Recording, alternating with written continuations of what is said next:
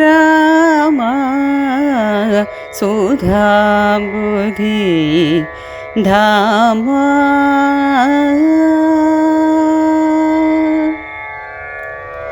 రామా సుధాంబుధి ధామా నాపై ఎందుకు దయరాదురా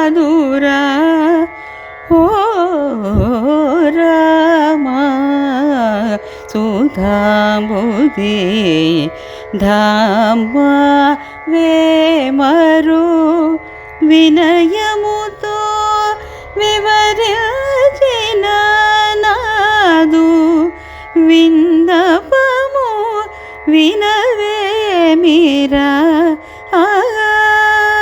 ఓ రామా సుధాంబుధి ధామా.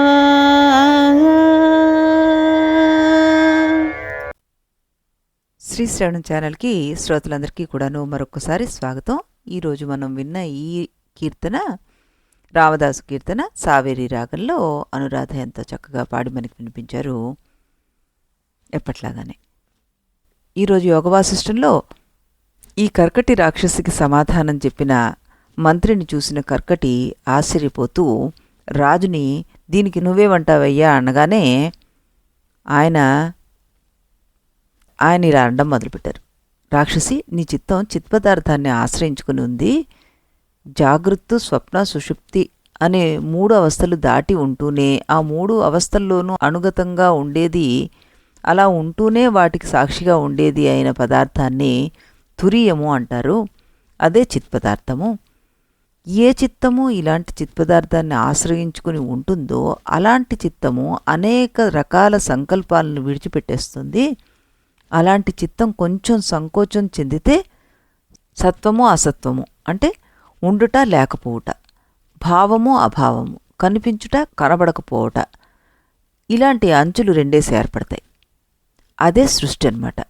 అదే చిత్తం పరిపూర్ణంగా వికాసం పొందితే ఇక దానిలో అంచులు లేవు, ఖండాలు లేవు. అది శాశ్వతం, సన్మాత్రం. అది పరబ్రహ్మ. దాని గురించి నువ్వు అడుగుతున్నావు. రాక్షసి, మా మంత్రి నీ ప్రశ్నల్లో కొన్నిటికి సమాధానాలు చెప్పి మిగిలిన వాటికి కూడా సమాధానాలు వాటితో వచ్చినట్టే అని చెప్పాడు. అయినా సరే నేను వాటికి కూడా విడివిడిగా సమాధానాలు చెప్తాను అని. ఓ కర్కటి, నువ్వు చాలా ప్రశ్నల్లో పరమాత్మను గురించి మాట్లాడుతూ అణువు అణువు అంటూ శబ్దం ప్రయోగం చేసావు. మా మంత్రి దానికి అర్థం చెప్తూ పరమాత్మ ఆకాశం కంటే కూడా సూక్ష్మమైన వాడు కనుక, అంటే పరమాత్మ ఏ ఇంద్రియాలకు అందడు కనుక ఆయన్ని అణువు అనవచ్చును అని చెప్పాడు. నువ్వు తెలివి తక్కువతనంగా ఆ మాట ఒప్పేసుకున్నావు. ఆవగింజ సూక్ష్మమైనదే, ఆకాశము సూక్ష్మమైనదే. అంత మాత్రం చేత ఆకాశాన్ని ఆవగింజతో పోల్చొచ్చా? ఆకాశం ముందు ఆవగింజ ఎటువంటిదో పరమాత్మ ముందు ఆకాశం అటువంటిది. ఇక ఆయన ముందు అణువు అనేది ఎటువంటిదో నువ్వే ఆలోచించుకుని చూడు. మరి ఇలాంటి అణువును తెచ్చి దానికి పరమాత్మతో పోలిక పెడుతున్నావే, ఇదేమన్నా సముచితమా నీకు? మరైతే వేదంలో అణోరణియాన్ అని, ఏషః అణు ఆత్మ అని ఇలాంటి వాక్యాలున్నాయి కదా. వాటిల్లో పరమాత్మ అణువు కంటే అణువని, పరమాత్మే అణువని పదప్రయోగాలు చేశారు కదా. వేదమే స్వయంగా పరమాత్మను పరమాణువుతో పోల్చి చెప్తుంటే నువ్వు ఆక్షేపిస్తావేమిటి అంటూ నన్ను అడుగుతావేమో నువ్వు. దానికి కూడా సమాధానం చెప్తాను విను అంటూ, నువ్వు చెప్పిన వాక్యాల్లో వేదమాత పరమాత్మను అణువుతో పోల్చలేదు. మాయ వల్ల పరమాత్మ అణువు కంటే అణువుగా కనిపిస్తాడు అంటూ చెప్పింది. కనుక అణు అన్న పదాన్ని నువ్వు ఉపయోగించిన సందర్భం వేరు, వేదమాత ఉపయోగించిన సందర్భం వేరు. పరమాత్మను అణువుతో పోల్చడం మాత్రం తగదు. అయినా నువ్వు ఆ ప్రయోగం చేసావు గనుక దానికి ఏదో ఒక రకంగా సమర్థించాలని మా మంత్రి అలా చెప్పుంటాడు. నిజానికి పరమాత్మ స్థూలము కాదు, సూక్ష్మము కాదు. ఈ విధంగా ప్రారంభించి కర్కటి ప్రశ్నకి మళ్ళీ మరొక రకమైన ప్రక్రియతో సమాధానాలు చెప్పుకుంటూ వచ్చి చిట్ట చివరి అడిగిన 72వ ప్రశ్న తీసుకున్నాడు. దాంట్లో 2 భాగాలు ఉన్నాయన్నాడు. కేనేదమాతతమనేక చిదేవ విశ్వం కింసారయేవి మతివల్గసి హంసి పాసి. అంటే కోటాను కోట్లు గల ఈ విశ్వాన్ని విస్తరింపజేసిన వాడెవడు? నువ్వు బ్రతుకంతా వ్యవహారాలు చేస్తూనే ఉన్నావు, కొందరిని చంపుతున్నావు, కొందరిని రక్షిస్తున్నావు. ఇదంతా ఏ సారం నీలో ఉండబట్టి చేయగలుగుతున్నావు. ఇది ప్రశ్నలో మొదటి భాగం. ఇక రెండవ భాగంలోకి వెళ్తే, కిం దర్శనేన నా భవస్య అథవ సదైవ నూనం భవస్య మనోదృగ్వాద నా స్వస్యాంత్యై అన్నది 79వ సర్గలో 32వ శ్లోకం అన్నమాట. నువ్వు నిర్మల దృక్పథుడవై ఉన్నావు కదా, దానికంటే భిన్నుడివి కాకుండా జీవిస్తున్నావు కదా, ఎవరి దర్శనం వల్ల నీకు ఈ స్థితి లభించింది అని దాని భావం. దానికి రాజు సూటిగా ఇలా సమాధానం చెప్పాడు. ఏమని అంటే, ఇది ప్రౌఢమైన శ్లోకం అన్నమాట. ద్వైతేన సుందరతరం స్వం అనుజ్ఞితేన సుషుప్తి సదృశేన ద్వైతేన ఏవం ఇత్తం స్థితం తను జగత్ పరమార్థపిండ. ఇది 81వ సర్గలో 107వ శ్లోకం అన్నమాట. ఇప్పుడు ద్వైతం కనిపిస్తోంది, నానా భేదాలు కల ప్రపంచం కనిపిస్తోంది. కానీ ఇప్పుడు కూడా ఈ ద్వైతము నా ఆత్మతత్వాన్ని వదిలిపెట్టి విడిగా లేదు. ఎలాంటి ఆత్మతత్వాన్ని? ఏకస్వరూపంగా ఉన్నది, ఆనంద స్వరూపమైనది, సృష్టి స్థితి లయం లేనిది అయిన ఆత్మతత్వాన్ని అది వదిలిపెట్టలేదు. అందుకే ఈ ప్రపంచం నాకు మెలకు వచ్చాక కూడా నిద్రలాగానే ఉంది. ఈ కనిపించే ప్రపంచ ద్వైతము ఇలా ఉంది కనుక ఈ క్షుద్రమైన జగత్తంతా నాకు పరమాత్మ పిండంగానే ఉంది, గడ్డకట్టిన పరమాత్మలా ఉంది అన్నాడు రాజు. ఇదే ఆ రాజుకి లభించిన దర్శనం. ఇట్టి దర్శనం లభించింది కనుక నేను అద్వితీయ బ్రహ్మైక స్వరూపుణ్ణి అని తేల్చి చెప్పినట్లయింది. కిరాతరాజు ఇంత ధాటిగా ఆత్మతత్వ ప్రతిపాదన చేసేసరికల్లా కర్కట రాక్షసికి ఆశ్చర్యం పట్టరానిదైపోయింది. ఎంతో ఆనందం కలిగింది. వాడిద్దరినీ అభినందించింది ఆవిడ. రాజా, మీ ఇద్దరి బుద్ధి ఎంత పవిత్రమైంది, అస్తమయం లేనటువంటి సూర్యుడిలా ప్రకాశిస్తుందయ్యా. మీ బోటి సత్పురుషుల సాంగత్యం వల్ల సంసార బంధాలన్నీ చీకట్లు తొలగిపోతాయి. మీరెంతో పూజనీయుడు.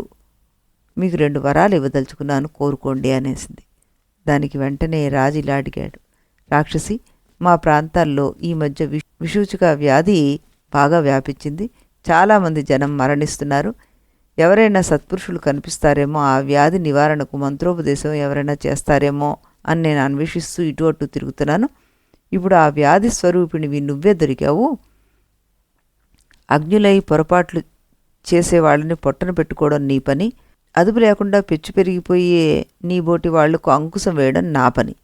ఇప్పుడు నాకు నువ్వు దొరికావు కనుక ఇక నుంచి ఏ జీవిని హింసించనని వరం ఇవ్వు అనగానే రాక్షసి ఏమాత్రం కోపగించుకోకుండా సంతోషంగా ఇస్తాను అంటూ తథాస్తు అనేసింది. రాజు ఆశ్చర్యపడ్డాడు. ఆయన త్వరగా తేరుకొని, రాక్షసి, ఇన్నేళ్లుగా పరుల రక్తమాంసాలు పీల్చుకు తింటూ బతికావు కదా, ఉన్నట్టుండి అహింసా వ్రతం చేపడతానని ప్రతిజ్ఞ చేస్తే అది ఎలా కుదురుతుంది? నువ్వు బ్రతికే మార్గం ఏమిటి మరి అంటూ అడిగితే దానికి సమాధానంగా ఇలా చెప్పింది. రాజా, 6 నెలలుగా ఆ కొండ మీద సమాధిలో కూర్చుని ఇప్పుడే లేచొచ్చాను. పూర్వకర్మ బలం వల్ల ఇప్పుడు ఆహారం తిందామనే సంకల్పం కలిగింది నాకు. పుణ్యబలం లేకపోవడం వల్ల ఆ కోరిక తీరలేదు. కానీ నీలాంటి సత్పురుషుల సాంగత్యం లభించింది కనుక ఇక ఆహార చింతన మానేసి మళ్ళీ కొండ మీదకు వెళ్ళిపోయి ధ్యానంలోకి ప్రవేశిస్తాను. ఇలా ధ్యానంలో ఉంటూనే ఏదో ఒక రోజున ఈ శరీరాన్ని వదిలేస్తాను. అంతేకాని మళ్ళీ పరహింస మాత్రం చెయ్యను అంది. ఇంతకు రాజా, నువ్వు దివ్య దృష్టితో నేను విషూచిక వ్యాధి దేవతనని గ్రహించినట్లున్నావు. అలా కాకుండా నా విషయం పూర్తిగా గ్రహించినట్లు లేదు కదా. నేను చెప్తాను విను. నా పేరు కర్కటి అని మొదలుపెట్టి ఆ రాక్షసి చరిత్రంతా వివరించి చెప్పి చివరికి ఇలా అంది. ఏమని? రాజా, బ్రహ్మదేవుడు విషూచికా మంత్రం అనుగ్రహించాడని చెప్పాను కదా, ఆ మంత్రాన్ని మీ ఇద్దరికీ ఉపదేశిస్తాను. నదీ తీరానికి రండి అంది. 3 నదీ తీరం చేరారు. రాజు మంత్రి నదీ స్నానం చేసి మంత్రోపదేశం తీసుకున్నారు. ఉపదేశం అయిన వెంటనే కర్కటి రాక్షసి వెళ్ళొస్తానంటూ సెలవు తీసేసుకుంది. అప్పుడు రాజు ఇలా అన్నాడు. అమ్మ, నువ్విప్పుడు మాకు మంచి స్నేహితురాలు మాత్రమే కాదు, గురువు కూడా అయ్యావు కనుక మా ఆతిథ్యం తీసుకోకుండా వెళ్ళడానికి వీల్లేదు. అయితే ఒక చిన్న విన్నపం. నువ్వు మా దేశపు పెద్ద ముత్తైదువులాగా రూపం మార్చుకుని మా ఇంటికి రావాలి. వెంటనే కర్కటి పకపక నవ్వేసి, రాజా, అందమైన ఆడదాన్ని వేషం వేసుకుంటే అన్నం పెడతారు, కానీ నా అసలు రూపం ఏమైపోతుంది? అది లోపలే ఉంటుంది. ఆ రూపానికి రక్తమాంసాలే రుచిస్తాయి. నేను రాక్షసిగా జన్మించాను. నాకు మధ్యలో జ్ఞానం వచ్చినా నా శరీర స్వభావం మాత్రం మారదుగా. నేను మరణించేదాకా రాక్షసిగానే ఉంటాను. ఆ ఆహారమే తింటాను. వద్దనుకుంటే పస్తులుంటాను. అంతేగాని అన్న సంతర్పణలతోటి నాకు ప్రయోజనం ఏమీ ఉండదయ్యా. పుట్టుకతో వచ్చిన రాక్షసి స్వభావం చచ్చే వరకు మారదు, అదంతే అంది. ఆ సమాధానం విన్న ఈ కిరాతరాజు ఒక్క నిమిషం ఆలోచించి, రాక్షసి, నువ్వు చెప్పింది నిజమే. జ్ఞానం కలిగిన తర్వాత బుద్ధిలో గల దుస్సంస్కారాలు తొలగిపోతాయి, సత్సంస్కారాలు మొలకెత్తుతాయి. అంతేకాని శరీర సంస్కారాలైతే మారవు. అంటే జ్ఞానం కలిగిన తర్వాత పొట్టి మనిషి పొడుగైపోడు. అలాగే వరి తినేవాడు గోధుమ తినేవాడుగా మారడు. కనుక నువ్వు బ్రహ్మజ్ఞానివైనా నీకు మాంసాహారమే కావాలి. మాంసాహారి అయినా సరే బ్రహ్మవేత్త పూజ్యుడే. కనుక నేను నీకు అతిథి మర్యాదలు చేసి తీరాలి. నీకు నరమాంస భోజనం లభించేందుకు ఒక ఉపాయం చెప్తాను, విను. నువ్వు పెద్ద ముత్తైదువుగా వేషం వేసుకుని కొన్నాళ్ళు మా ఇంట్లో ఉండిపో. ఈలోగా నేను మా రాజ్యంలో మరణదడ్డపడ్డ నేరగాళ్ళందరినీ పోగేసుకొస్తాను. నువ్వు వాళ్ళందరినీ నీ కొండ గుహలోకి చేర్చి అక్కడ ఆరగించు. నా మరణదండన నెరవేరినట్లు అవుతుంది, నీకు ఆకలి తీరినట్లు అవుతుంది. ఇలా ఆకలి తీర్చుకొని వెంటనే బ్రహ్మసమాధిలోకి వెళ్ళిపో. మళ్ళీ ఆకలి పుట్టినప్పుడు సరాసరి ఇక్కడికి వచ్చే.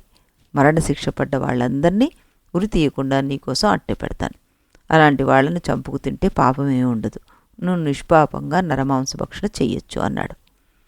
ధర్మబద్ధమైన హింస దయతో సమానమని పెద్దలంటారు. తప్పులు చేసిన వారిని ఒట్టిగా ఉరితీసే బదులు నీకు ఆహారంగా ఇస్తే దానివల్ల వాళ్లకు కూడా కొంచెం పుణ్యం లభిస్తుంది. ఈ విధంగా ఇది నాకు మంచిదవుతుంది. కనుక కర్కటి, ఇలా మన స్నేహం ఒప్పందం చేసుకుందాం అన్నారు ఆయన. ఈ విధంగా చెప్పేసరికల్లా కర్కటి అంగీకారం తెలియజేసింది. పట్టుచీర, ముత్యాల హారాలు, దండ కడియాలు ఇవన్నీ పెట్టుకుని పెద్ద ముత్తైదులా తయారై ఆ అంతఃపురంలో 6 రోజులు మకాం పెట్టి రాజు మంత్రి కలిసి మరణదండన వేసిన పెద్ద నేరగాళ్ళని ఒక 3000 మందిని పోగేసుకుని వచ్చారనమాట. అది చూసి కర్కట రాక్షసి తన రాక్షస రూపంలోకి వచ్చేసింది. అది మామూలు రూపమా? ఆ రాక్షసి కొండలాగా పెరిగిపోయి 2 చేతులు చాచి ఒక్కసారి పట్టేసరికలా ఆ 3000 మంది నేరగాళ్ళు దాని కౌగిట్లో కోతి పిల్లల్లాగా ఇరుక్కుపోయి గెలిగల్లాడిపోయారు. క్షణంలో ఆ రాక్షసి వాళ్ళందరినీ హిమవత్ పర్వతం గుహకి చేర్చి కసకస నమిలి మింగేసింది. ఆ దెబ్బతోటి రాక్షసికి మత్తు ముంచుకొచ్చి 3 రోజుల పాటు ఒళ్ళు తెలియకుండా నిద్రపోయింది. లేచాక స్నానం చేసి సమాధిలో కూర్చుంది. ఆ కూర్చోవడం 6 సంవత్సరాల తర్వాత కళ్ళు తెరిచింది. కొంచెం ఆకలి అనిపించింది. కిరాత రాజ్యానికి వచ్చింది. అక్కడ పూర్వంలాగానే నేరగాళ్లను పోగేసుకుని వచ్చి ఆకలి తీర్చుకుంది. ఈ విధంగా కిరాత రాజ్యానికి కర్కట రాక్షసికి స్నేహ సంబంధాలు చాలా కాలం కొనసాగాయి అన్నమాట. ఇదిలో జరుగుతూ ఉండగా ప్రజలకి కొన్ని వింత అనుభవాలు కలుగుతూ వచ్చాయి. కర్కటి రాక్షసి వచ్చి వెళ్ళినప్పుడల్లా ఆ రాజ్యంలో పిశాచ బాధలన్నీ ఎగిరిపోతుండేవి. ఆవిడ వచ్చినప్పుడు ఆవిడ ఆశీస్సులు పొందిన వారికి రోగాలు తగ్గిపోతూ ఉండేవి. ఏ నేరగాళ్లను ఆవిడ ఆరగిస్తూ ఉండేదో వాళ్ళకి ఉత్తమగతి కలగడం సంభవించి ఆ వంశంలో ఉత్తమ జీవులు జన్మిస్తూ ఉండేవాళ్ళు అనమాట. ఈవిడ వచ్చి వెళ్లే రాజ్యంలో ప్రకృతి వైపరీత్యాలు తలెత్తేవి కావు. ఇలాంటి అనుభవాల వల్ల మెల్లిగా కర్కటి కథ ఇతర రాజ్యాలకు కూడా వ్యాపించింది. దాంతో రాజులు కూడా కర్కటి రాక్షసిని తమ తమ రాజ్యాలకు ఆహ్వానించి తమ తమ నేరగాళ్లను ఆ మహాతల్లికి నైవేద్యంగా పెట్టసాగారు. దీంతో కర్కటి కీర్తి విస్తరించింది. కానీ ఆవిడికి ఆకలి తక్కువైపోయి సమాధులు ఎక్కువైపోయి ఆవిడ రాజ్యాలకు రావడమే తగ్గిపోయింది. దాంతో ప్రజలకు వ్యాధులు, ప్రకృతి ఉపద్రవాలు పెరిగిపోయాయి. క్రమంగా ప్రజలే దీనికి ఉపాయం కనిపెట్టారన్నమాట. ఆవిడ తమ రాజ్యాలకు రావడం ఆలస్యమైతే ప్రజలే ఆవిడ ఉండే గుహ దగ్గరికి వెళ్ళి ఆ గుహ వాకిట్లోనే కూర్చుని అక్కడే కర్కటి పూజలు చేసేవారు. అందువల్ల ఆ పూజలకు కందర పూజలు అనే పేరు వచ్చేసింది. కందర అంటే గుహ. ఆ పూజల వల్ల ప్రజల ఉపద్రవాలన్నీ శాంతిస్తూ ఉండేవన్నమాట. క్రమంగా ప్రజలు మరో అడుగు ముందుకు వేశారు. వాళ్ళకు ఉత్పాతాలు మరీ పెరిగినప్పుడు ఇళ్లల్లోనే ఈ కర్కటి విగ్రహాలను పెట్టుకుని పూజలు చేసేవారు. దానికి సత్ఫలితాలు వస్తుండే అన్నమాట. పూజలను కందర పూజలు అంటూ పిలుస్తుండారు. క్రమంగా ఈ కర్కటీదేవి కందరదేవిగా పేరు పొందేసింది. గుహలో ఉండే దేవి గనక కందరదేవి అని మనకి పండితులు చెప్తుంటారు. దుష్టుల తలను చీల్చే దేవి కాబట్టి కం దారయతి ఇతి కందర అని నిర్వచనాలు కూడాను చెప్తుంటారు అన్నమాట. కర్కటికి కొత్త పేర్లు అక్కడితో ఆగలేదు.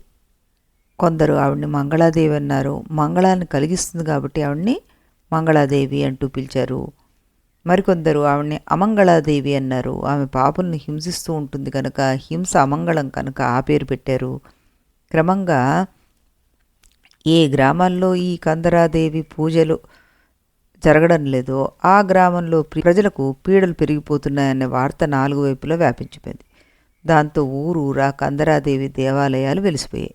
అదేమి చిత్రమో, ఆ దేవాలయాల్లో పూజలు చేసిన కొద్దీ ఆ ప్రాంతాలకు సకల సంపదలు పెరుగుతూ వచ్చాయి. ఆ కథంతా చెప్పి చివరికి వశిష్ఠులు వారు శ్రీరాముడితో ఇలా అన్నారు. ఏమని? రామ, నేను నీకు కల్పిత కథ చెప్పలేదు. కిరాత రాజ్యంలో కర్కటి విగ్రహాలు ఇప్పటికి కూడా ఉన్నాయి. బ్రహ్మజ్ఞాని అయిన కర్కటి రాక్షసి ఆ విధంగా కిరాత గ్రామదేవతగా మారిపోయింది. తెలిసి చేసినా తెలియక చేసినా బ్రహ్మవేత్తలకు చేసే పూజ సత్ఫలితాలను ఇవ్వక మానదు. బ్రహ్మవేత్త సాక్షాత్తు బ్రహ్మస్వరూపుడు కనుక ఆయనకు చేసే పూజ వల్ల కోరిన కోరికలన్నీ సిద్ధించడంలో ఆశ్చర్యం లేదు. ఇంతకీ రామా, నేను నీకు ఈ కర్కటి కథను ఎందుకు చెప్పవలసి వచ్చిందంటే, ఈ జగత్తుకు ఈ రూపం ఎలా వచ్చింది అనే ప్రశ్న గురించి చర్చించే సందర్భంలో కదా ఈ కథ గుర్తుకొచ్చింది నాకు. ఆ చర్చలో చివరిలో ఈ కనిపించిందంతా కల్పనే అయినప్పుడు, బ్రహ్మకు అజ్ఞాన స్పర్శే లేనప్పుడు, జీవుడు బ్రహ్మ ఒకటే అయినప్పుడు ఇంకా మోక్షం కోసం ప్రయత్నం ఏమిటి, ఆత్మవిచారణ ఏమిటి అని ప్రశ్నిస్తాడు. దానికి సమాధానంగా వ్యవహార కల్పిత బంధ మోక్ష వ్యవస్థ వివరణ రూపంగా వశిష్ఠ మహర్షి సూచుకోపాఖ్యానాన్ని చెప్పారనమాట. రామ, ఈ కర్కటి కథలో కర్కటికి సూది ఆకారం ఎలా వచ్చింది, మళ్ళీ కొండంత ఆకారం ఎలా వచ్చింది, ఈ ఆకారాలు కర్కటి కంటే భిన్నాలా అభిన్నాలా, రెండూ కాదా, కర్కటి యొక్క సంకల్పమే ఆయా ఆకారాలుగా మారింది, ఇలాగే జీవుల సంకల్పాలే ఆ లోకాలుగా పుడుతున్నాయి, కాలత్రయ సృష్టులు లోకత్రయ సృష్టులు అన్నీ కూడా ఇలాగే జరుగుతున్నాయి, సముద్రంలో అలలు సముద్రం కంటే ఎలా అయితే భిన్నాలు కావో అలాగే లోకాలన్నీ పరబ్రహ్మం కంటే భిన్నం కాదు అంటూ ఆయన చెప్పుకుంటూ వెళ్ళిపోతున్నప్పుడు శ్రీరాములు వారు ఆపి ఒక ప్రశ్న వేశారు. ఆ ప్రశ్న ఏంటి అన్నది మనం రేపు విని దాని సమాధానం కూడాను రేపు తెలుసుకుందాం. రేపు ఇదే సమయానికి ఇదే ఛానల్లో రామకీర్తన విని మనం ఈ విషయం గురించి చర్చిద్దాం. అంతవరకు సెలవు.